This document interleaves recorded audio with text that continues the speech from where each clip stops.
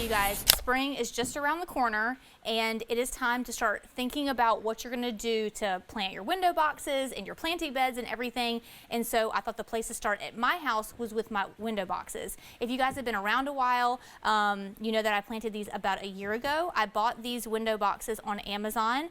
They're plastic, they're not wood, and they're also what they consider self-watering. Now, I've done videos on self-watering before, and it doesn't mean that they actually water themselves. It means that it has a reservoir in the bottom that when it does get water, it holds on to it for a little longer, a few days longer. It gives you a few days in between waterings more than what you would have gotten if it was just all dripping out the bottom.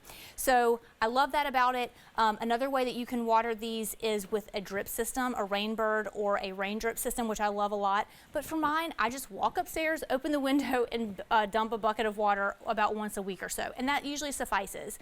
In the past, I've had English ivy, and I decided this year I wanted instant impact, and I just wanted to do it and get it done and let it be beautiful from the very start.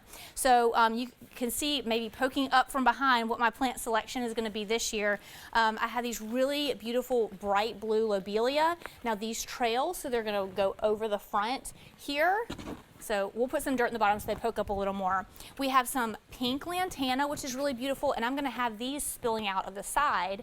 And then lastly, we have Dusty Miller. And I love this because it gives that soft, whitish silvery green color. And it also gives it different visual texture too. The leaf shape is so different that it's definitely going to be a highlight in the back side. Now, remember, when you're planting, especially, you have to cater it to whatever your placement is in your home, but this is sitting on my second story, so it's up high, so we've got all this stuff spilling out, covering the front that you'll be able to see, and you'll have these Dusty Miller vertical in the back to kind of frame it out in the back. So if you've got a low planter, you can do something that's a little higher and it makes a more of an impact up top. But for me, I wanted something that was going to do a lot of spilling over the front to give impact from my second story window. So let's get to planting. I'm going to put some potting soil in first. Oh, I wanted to mention the potting soil as well.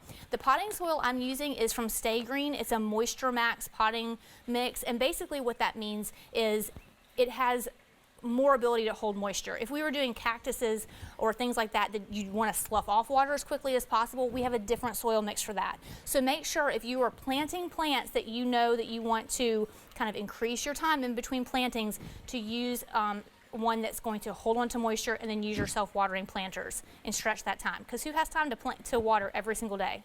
Not me.